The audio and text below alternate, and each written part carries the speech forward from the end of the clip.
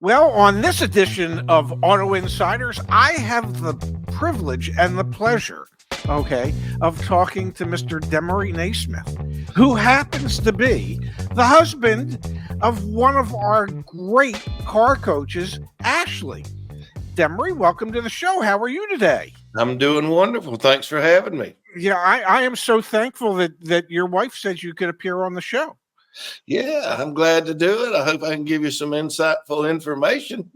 Well, we're about to find out. Can you share with folks what it is that you actually do for a living so that they'll have a better understanding of why we're chatting?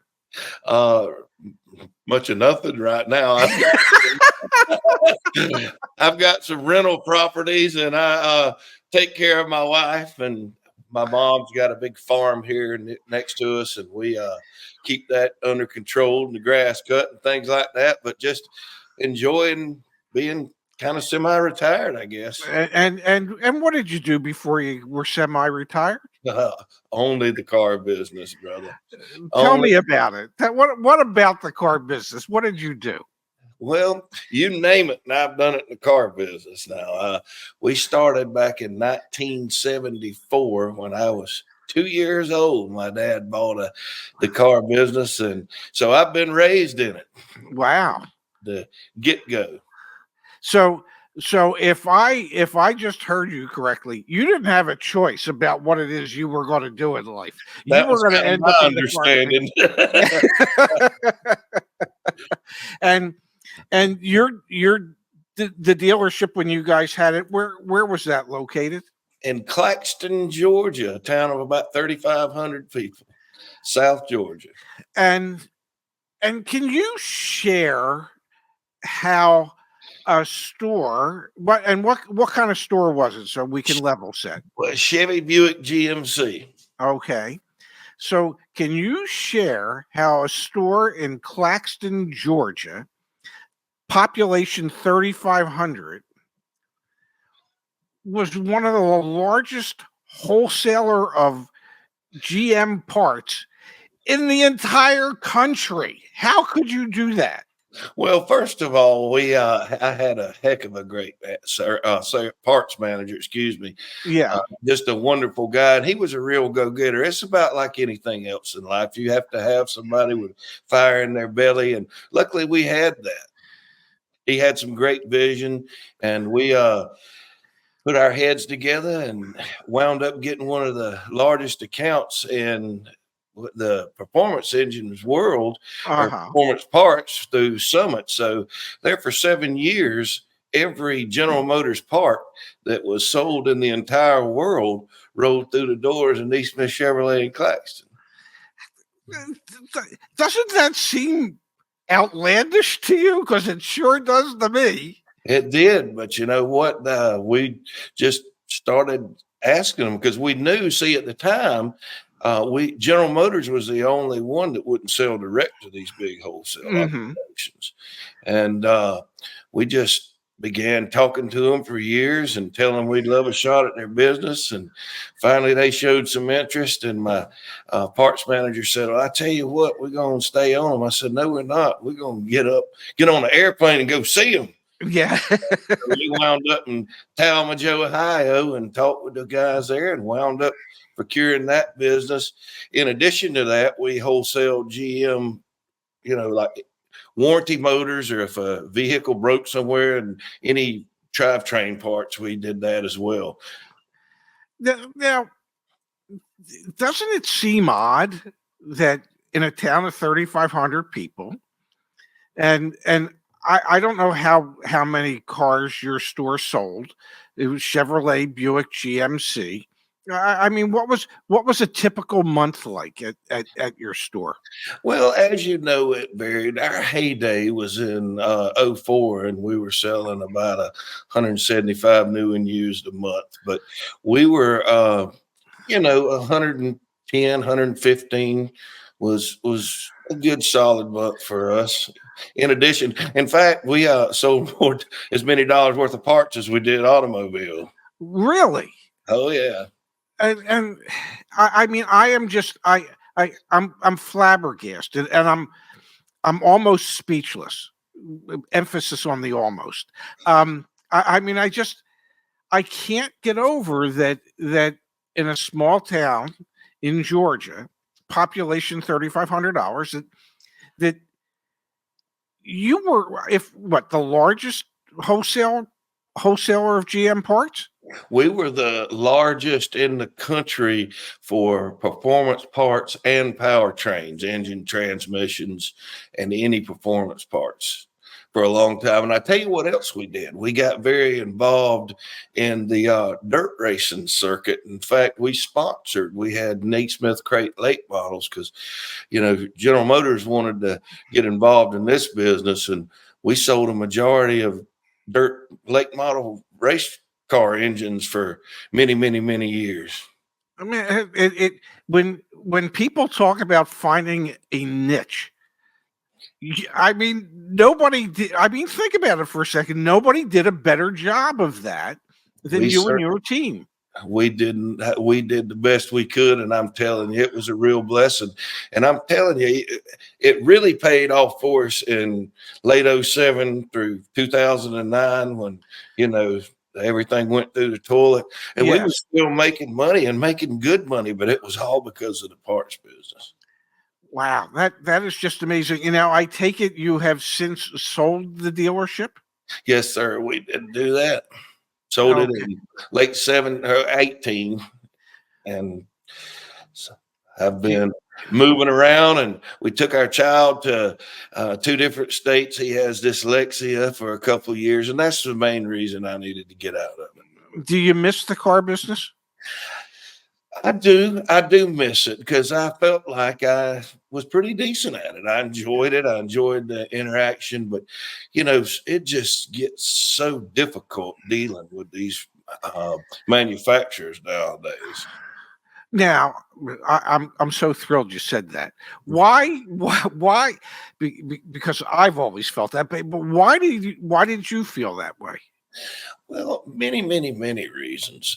They came out with the EVE programs and things like that, but it always predicated on you doing better than the month you did the same month the previous year. Yes. And it had, and there's things besides that affect, the automobile industry.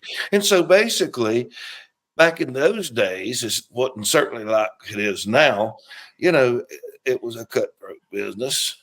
Mm-hmm. And we were doing the best we could, and you do everything you can and still, go way above what they projected you to sell, but not what you had to sell to meet the EVE qualifications. Not to mention they always were changing the store look, and, they want you to upgrade this and upgrade that. And so I was always amazed with some of the manufacturers that I represented. Acura was one of them, and I was just amazed that when times were a little slower than normal, and it wasn't just like in the Phoenix, Arizona area where our store was. It was nationally where sales were off nationally. That they would look at what we had done the year before, say for the month of August, and maybe it was 100 new units. And they would say, okay, for this August, we want you to do 125. Well, sales are off across the country. Why do you think we should be able to go? How are we going to do it? Yeah. Well, how do you think we're going to grow the business 25% when your business is in the toilet? Why are we that much better? I don't understand that thinking. I guess that was wishful thinking for sure. But that's what they used to do. And it sounds like you ran into some of those same situations where what they would like you to sell wasn't always based on reality. It was just, well, you sold X number last year this month. Why shouldn't you sell this many more? Well, yeah. The economy changes, things change. Yeah. I mean, interest rates went up 5 points. I mean, your incentives suck. What else? Yeah. You're allowed to say that. Don't worry. Yeah, it just I often felt one of the things that I complained about a lot was that the manufacturer very rarely took into consideration what your business needs were and they were always more concerned with what their business needs were. What you can do for them. Yes, yes. And because there was, I think it was October or November one year at the Acura store. I noticed that our 3.2 TL inventory was really starting to build up, and sales were really starting to slow down. And I had found a dealer in California that was willing to buy, I believe it was 30 TLs from me. I mean, I had way too many. Sounds like it. Yes, when I could afford to sell 30 of them. I've been there. Yes, and so I let my GM know that I found a dealer in California that would buy 30 of them. She said, "Well, let me run it by our area vice president." And our area vice president said, "Well, I think you should run it by the Acura zone office to see what they say." Well, you and I both know what zone offices say. Oh, you don't want to do that. No, you need them. You need to pay that floor plan. They'll pick Exactly. up one day. Yeah. Oh, you don't really go ahead and take 10 more. And I mean, literally the words out of their mouth were, "You're selling them out of our zone into another zone. If you ever need anything from us in the future, we ain't giving it to you." Oh, and, yeah. and I thought to myself, so the area vice president and my GM, they said, "Don't sell them." Okay, won't sell them. I did say to my GM when she came back to me with that, I said, "Here's the thing. On December 31st, when we've lost money for the year because we didn't sell these cars when we had the opportunity, ask Acura if they're going to make us whole, if they're going to write us a check to make us whole." And she said, "Well, they're not." In that, you got to figure that out. Yeah. So it was always, I thought of this, the manufacturer likes to pretend they're your partner. Well, with partners like that, I don't need that partner. Yeah, I want a partner that wants to help me. Yeah, who needs enemies with a partner like that, for sure.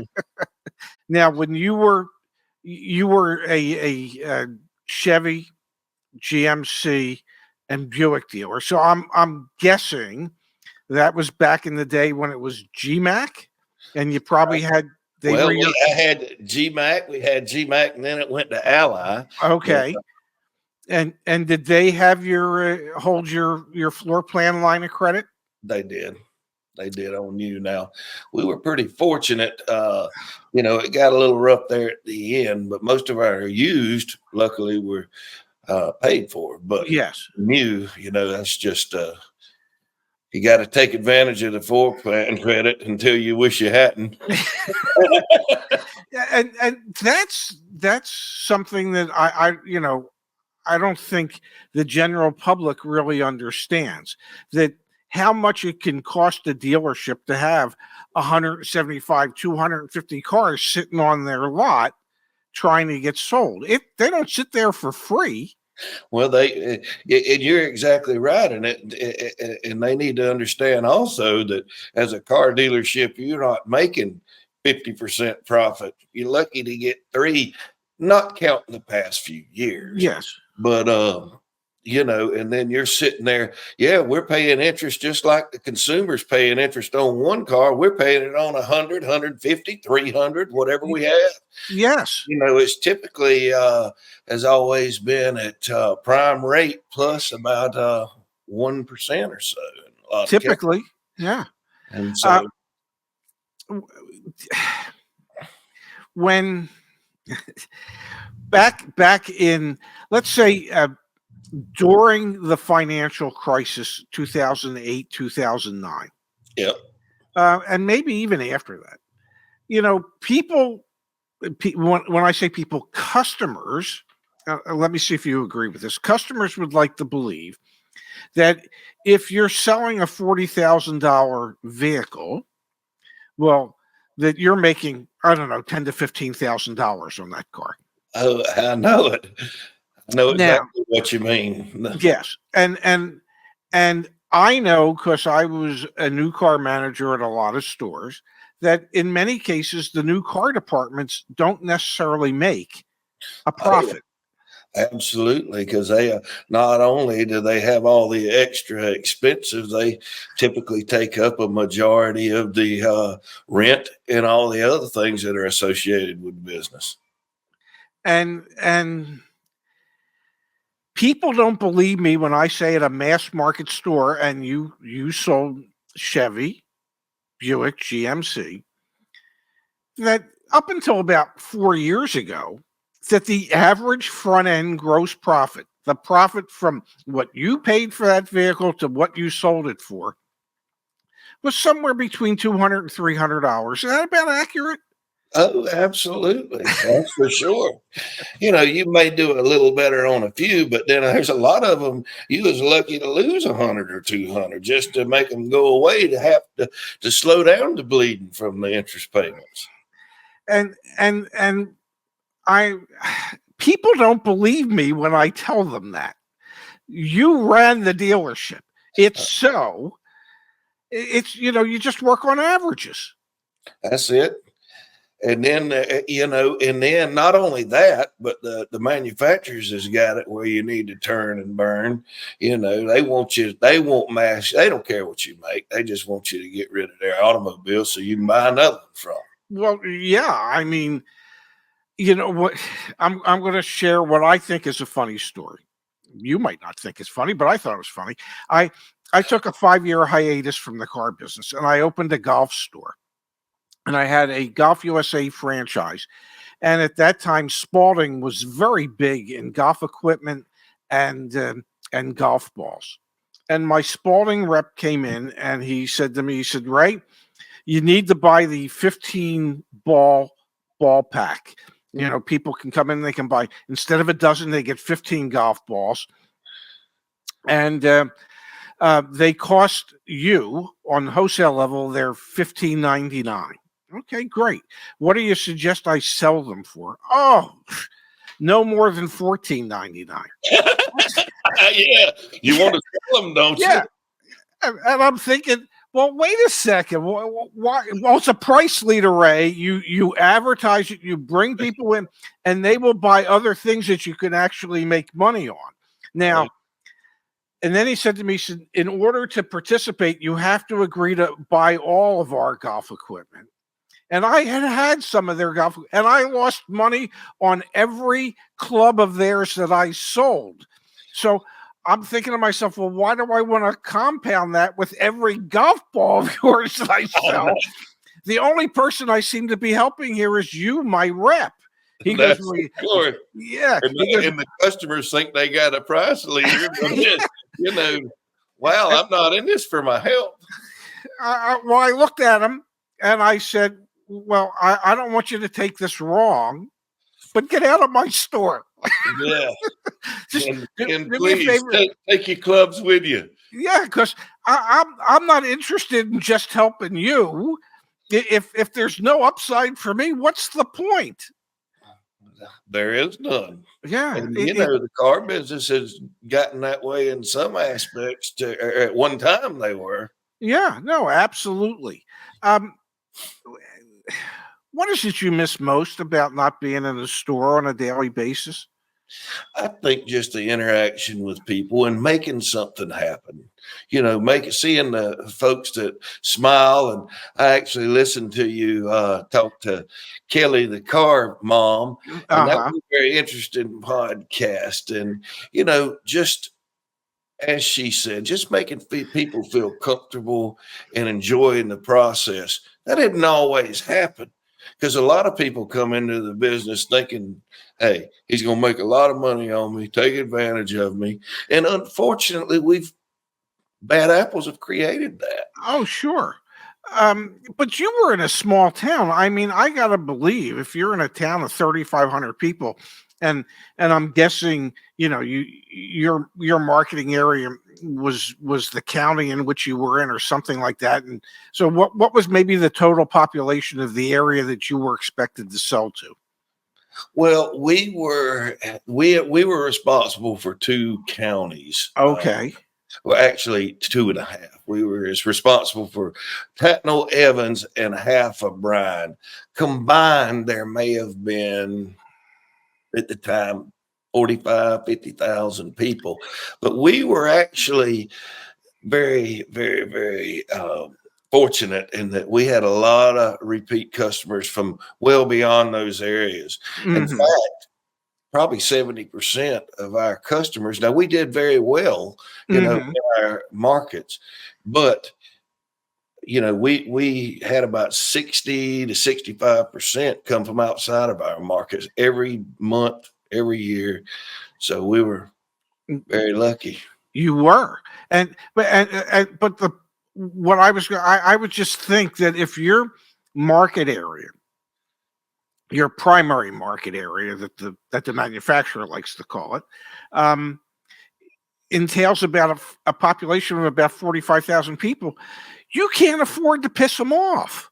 I mean, Oh, absolutely not. yeah, and that's what people forget. They think every dealer is there to screw every customer. And you come from a small town. Everybody in that town knows you. Oh yeah. Hey, I'd get accosted at lunch or something if I screwed people like that. But it's so sad that there are dealers, and typically it seems to be in the more metropolitan areas because, as you mentioned, they can get away with it. They Yes, don't care if they never see the customer again, which is very short-sighted. absolutely. When I first really landed in the car business, it was at a dealership outside of Atlantic City, New Jersey. And the population in the area was relatively small, maybe between Atlantic City, Ventnor, Margate, the mainland area, where maybe it was 100,000 people. And I realized early on, we couldn't afford to be pissing these customers off. We needed them more than they needed us.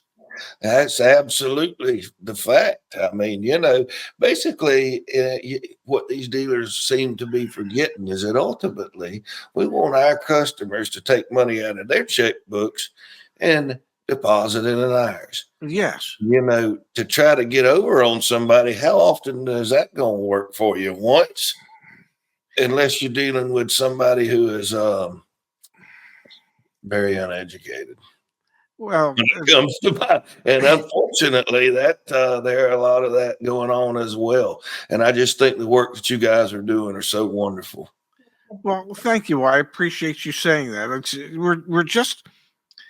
We're just trying to level the playing field to some degree so that the customers have a better understanding of what it is they're about to get involved in. And it's really about the only thing that you can buy. Not really, no, with the exception of a boat or SUV, Yeah, four wheelers or something like that. But you're excited when you buy a house. You know what you're getting. You know what's going down there. And why can't it be like that in the car business? There's always smoke and mirrors, and there's just no sense in it. I just think it would be easier for everybody if there were no smoke and mirrors.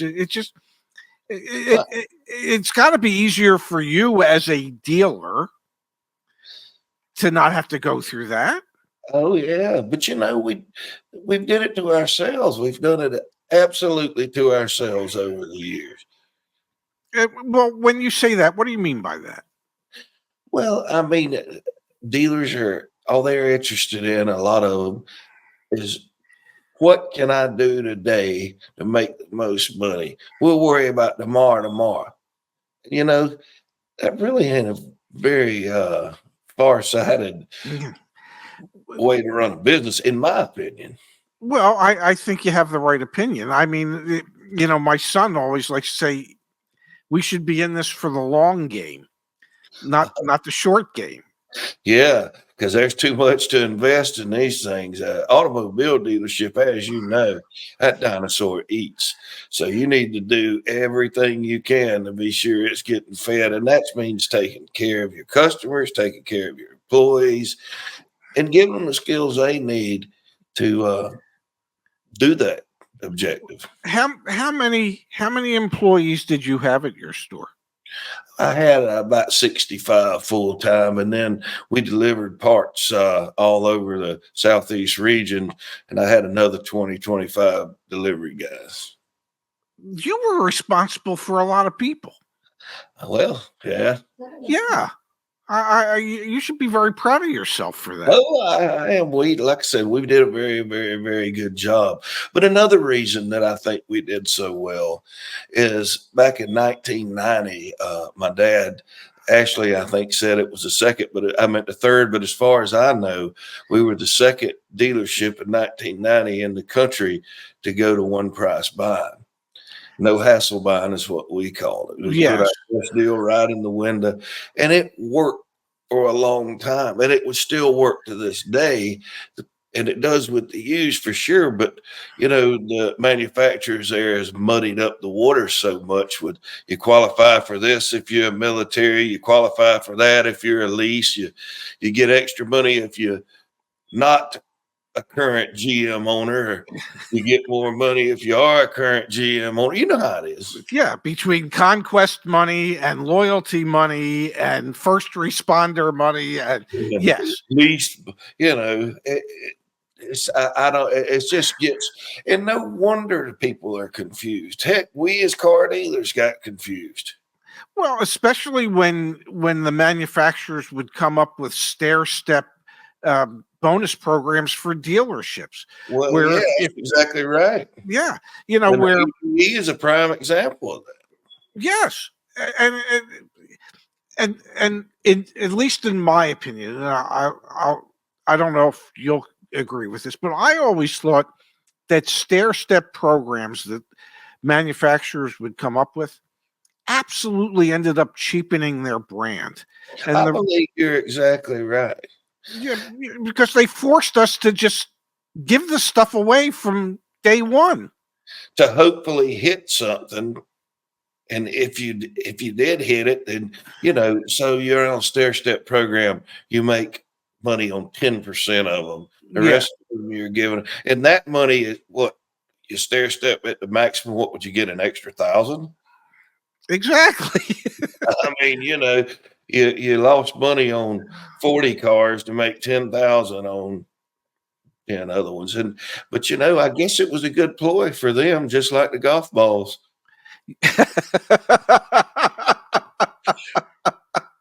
Yeah, I guess, yeah. You just use your cars as a loss leader. It's one thing to be a loss leader when the wholesale value of it's $15.99. It's another thing for it to be a loss leader when, I don't know, you're paying $35,000 for it. You're entitled to, well, more than a loss as a return on your investment on a $35,000 investment. Oh, I guarantee you should be, shouldn't you? I don't know too many businesses out there that don't think they're entitled to that. I can give you one. The U.S. government. Okay. Yeah, but that's not a business. Okay, it's never been run like a business. It'll never be. It never will be run like a business because there's too many palms that have to be greased. It is horrible. It's sad. It really is kind of sad. How did you? What was your main source of getting the word out about your stores? Through conventional media back when, in 1990, we didn't have webs and all such as that. So, we did a lot of print. We did a lot of radio advertising, some TV, but, it seemed like that was just the most effective for us. What did you think when the internet started coming around and messing with our business? I'm sure what most everybody thought, this ain't no good for us. This ain't gonna work. This is just something else to take a distraction. But things evolve. Well, and if the dealers didn't, you can't do anything without it in any business. I started in the business in 1977.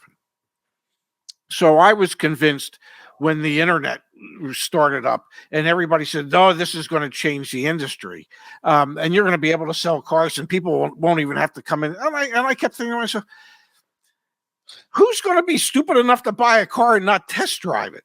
Well, That's what I mean. Everybody wants to kick the tires, and come see and look and say, you would think, but then people like Carvana came around and proved, hell, all you had to do was show them a picture. I know, but I think consumers have there's a question of just changed. The internet's made it a lot more easy. On the same token, I think it has muddied the traditional relationship, which builds strong customer service. Could you speak about that? Because I always thought building relationship and keeping your existing customer was truly the most important investment that you could make in your business. Well, there's no question about it. I mean, why would you want to have, sell one car when you could do a great job, have them come back over and over and over and over again? But it just seems like in a lot of ways, the internet has made it easy for the consumers to, whatever's the cheapest, whatever I deem, whoever, gives me what I think I want. But half the time they're trying to give you what they want you to have too. I mean, just like the golf balls. Yes. I know I had any number of conversations with owners that I worked for that the conversation was always, we've got to realize that it's cheaper to keep our existing customers than to go out and replace them. Oh yeah, the numbers are staggering. Like, at one time we were $125 to retain a customer or something, and it was $500 and $600 per new to get them through the door. Why would you want to keep doing that over and over and over? Sure, you want to keep new ones, but you need to get new ones in, but you need to keep them. And if you don't, then you could spend yourself broke in this business. What were some of the things that you did at your dealership to help keep your customers excited about your store and always wanting to come back and do business with you? Well, we always put them first. I mean, and that's maybe a cliche, but we really did our best to give them what they wanted, and if possible. There's some people that just are unreasonable. The guy that wants a new Corvette for $29,000, but all in all, and then service after the sale is king. What we would do, we would go pick up their vehicles instead of having them bring them in. If it was inconvenient for them. Did that cost money? Sure, it costs money. Yeah. A whole lot cheaper than $650 to get somebody else through the door. You know what I'm saying? We would provide loaner transportation to them. The manufacturer subsidized that a little, but it was a precious little compared to what it cost. We would clean their cars after service, clean them up good. And, I think the main part is just doing what you say you're going to do when you say you're going to do it. That's a key. I remember conversations that I would have with my salespeople, and I would say to them, if you promise to get back to your customer about something, that means that you're supposed to get back to your customer about something, even if you don't have the answer yet. Just a place to call to say, I didn't want you to think I forgot about you. I haven't been able to get that information yet, but I just wanted to let you know I'm still working on getting that for you. And you know what? I believe that is probably 40 to 50% of the reason car dealers lose deals to this day. Poor communications. That's right. Yeah. Or non-existent. They take the path of least resistance. They answer the question and expect them to come in the door right away because they answered the one question or halfway answered it. And then that's the end of it. Well, let me go find somebody else. after talking about fantasy football. did were did you sponsor things like the Little League in your community and things like Absolutely. We were, and that's another reason I think we were very successful. We sponsored little leagues all over. We sponsored, you know, people in the racing industry. We gave out scholarships to 3 high schools every year. Wow. We had this local, basically festival called the Claxton Wildlife and Rattlesnake Festival. It used to be the Rattlesnake Roundup, where just one of those type deals. But we always sponsored that. We had a presence there. We were very big in the wildlife club, helping those folks out, and getting involved with organizations that have members. It's good to let them know that there's more to you than you just trying to sell them a car. You're a human being. Yeah. Yeah, just like them. For sure. Yeah, that was one of the things that I always tried to get owners that I worked was to make sure that we were intimately involved in the community. When I was at the mini store in Baltimore, and I just thought, like, the most important minis of them all are our children. And so I convinced the dealer one year that instead of spending a lot of money on regular advertising, that anytime we would sell a car, we would donate $100 in the name of that customer to the Johns Hopkins Children's Hospital, so that we could help take care of the most important minis of them all, our children. And that's a wonderful idea. And those type of things are what cements you to your community, that make you a good community citizen. Something similar we did was for one of the local schools here. Any of the students' parents or grandparents that purchased vehicles, we made a donation in the buyer's name towards the school to help. It was a private school, to help with the tuition, the books, and things like this. It's so important that as a businessman, and that's what you are when you have a dealership, to be a good community citizen, to really want to be a part of your community. And I think that's one of the things that the industry loses out on as these giant public corporations keep getting larger and larger. When they're corporately run stores, you lose that community connection to a certain degree. Absolutely.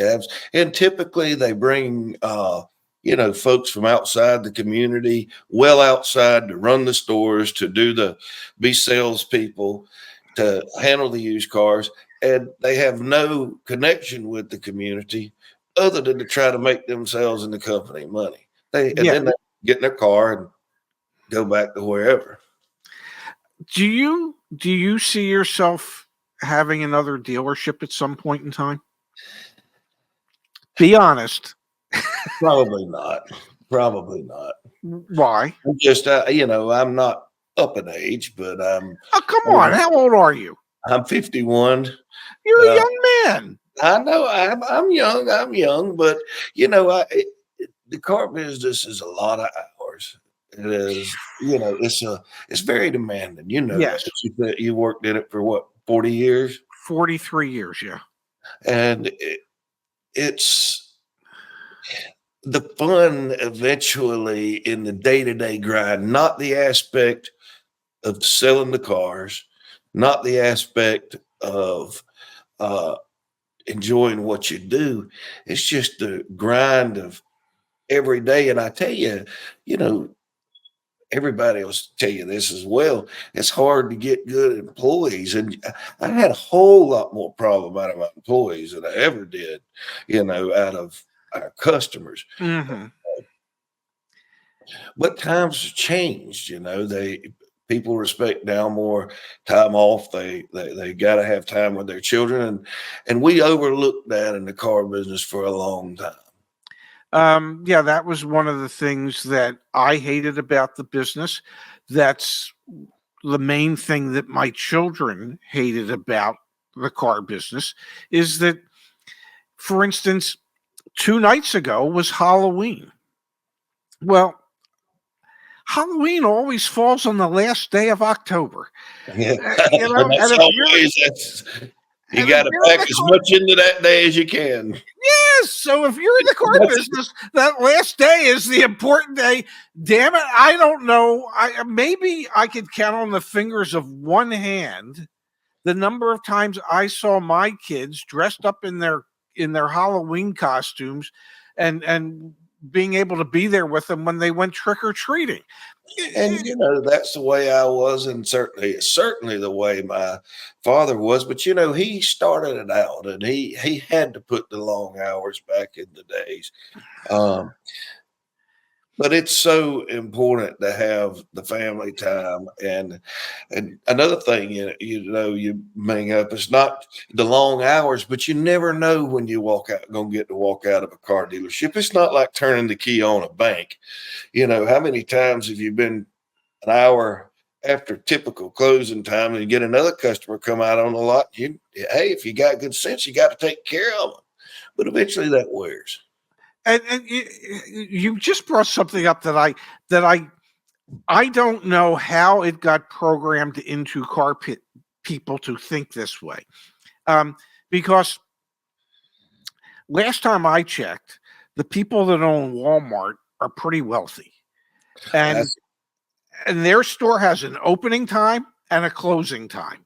And 10 minutes before closing time, somebody will get on the loudspeaker and go, Walmart will be closing in 10 minutes. Kindly take your purchases to the nearest cashier. Okay. And at 9 o'clock or whatever time they're supposed to close, the security people lock the doors. Now, and then they get all the associates to herd you towards the cash register. and yet somehow in the car business, we were programmed to think, well, anytime there's somebody out on the lot looking at cars, damn it, we're open. In the car business, how is it that we came to think that even if we closed at 9, if we saw a customer out on the lot at 9:15, that we should go out and take care of them? That our day doesn't end until the last customer has left, as opposed to our day has a beginning and an end time like any other business. Well, I think it's got a lot to do with a lot of things. But, if you didn't do it, there'd be somebody in a neighboring town that would. That was the fear of losing out. That's correct. Yes. And I don't know. I understood it because I lived it. I lived it for 43 years. That if somebody wanted to potentially buy a car, it was my job to stay open as late as it took to see if we could make that potential sale come true. It's not like dealing, and it's not like you sold 30, 40 cars every day, day in and day out. There may be days you don't sell anything for 1 or 2 at a time. Yeah. So you got to take advantage of every opportunity. And the bad thing about it is, though, and a lot of times, especially, in my opinion, some of your sales associates, they don't really want to be there and wind up doing an even worse job than not taking care of them to begin with. Well, that's true. Let me ask you another question. How many children do you have? I have 2. I got a 22-year-old daughter and a 13-year-old son going on 30. His name's Chevy, by the way. Chevy. Yeah. Okay. I suppose it's a good thing you didn't own a Hyundai dealership. Oh yeah, it all worked out like that. So Yeah. I'm kind of limited on if I got back in it where I'd go. So you have your 13-year-old son is named Chevy. Um, how do you spend your time with him? He likes to tinker. We go fishing and hunting, but I don't know how, but he is very mechanically inclined. He can work on cars, he can tear motorcycles and four wheelers apart, put them back together. He's just brilliant in that type of stuff. And that's really doesn't interest me very much. So we have to work it out through hunting and fishing. And he's only 13 and he can do that. It's amazing. It's amazing. And he's a very, very, very good salesperson. I mean, he sells me and his mom every day. Well, that's what kids are supposed to do, and we're supposed to be their easiest customers, for goodness sake. Well, I think we are. There's no question I am. And and you feel bad about the times you were not with them. Well, sure. Do you think Chevy will end up in the car business? I don't know if he will or if he won't. I would support him if he did, but I'm not going to push him that way. I think everybody deserves to pursue their own dreams and interests because, having a job that pays and you enjoy it's a whole lot better than making a lot of money and hating what you do. You are 100% correct. I will share a story with you about my son, who you know to some degree, Zach. Yes. And I swore that I would never allow my son or daughter to get into the car business because I knew what the time commitment was being in the car business. I knew how that time commitment would interfere with your family life because I lived it every day. And you can do anything you want, kids. You just can't go into the car business. Well, I haven't taken it that far yet, but I don't think that he will. I just don't. Maybe, who knows? Well, having said that to him, okay, so what's he do? He starts a company so we can help people level the playing field and buy cars. Yesterday, I'm talking to him, and he's literally working on e-leads trying to desk a deal for a customer. And I said, where did I go wrong? I told you you're not allowed to get in the car business. Hey, but it will suck you in. You get a toe in there, and next thing you know, you're gone. Oh, you were absolutely done. I mean, that was the conversation I had with Kelly, the car mom. Once you're in, you're in. How long have you been out?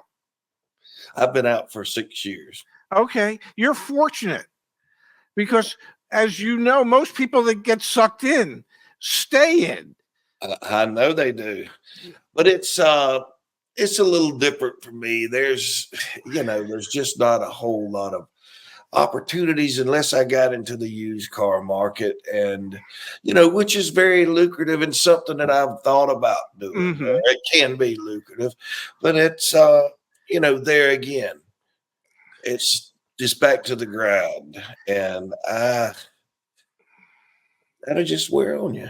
No, I understand. What does your daughter do? Actually, I'm not really sure. She says she works for a construction company doing something. She can't tell me. In the office doing something.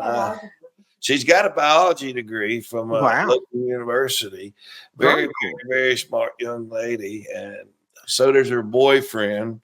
But and he works from home selling medical equipment of some kind. Man, I think you can make some money doing that, but that's another time suck kind of job. It is, and it's a lot of cold calling on his part, trying to sell these machines that I certainly don't understand. Well, that would make two of us that don't understand. Demory, I can't thank you enough for being here today and for putting up with my questions. And Well, it's all my pleasure. I can assure you of that. I hope that I can meet you guys in person someday. I hope the next time that Zach brings everybody together from the team, that he brings them and their spouses, so that we can all be. I would Yes. love to come. I would Yeah. love to come talk with you all and get to know you, because Ashley sure has enjoyed the job. But I tell you this, if I get back in the car business, she's going with me. She's as good as I've ever seen. Well, then I don't know how to break this to you, but you're not allowed to get back in the car business. All right. Hey, that's good. Don't do it. Don't ever do it. Demory, thank you again. Thank you so you're much welcome for your time and having me. It was such a pleasure. All my pleasure. Yep, you're welcome here anytime. Thanks so much. Thank you, sir. Yep.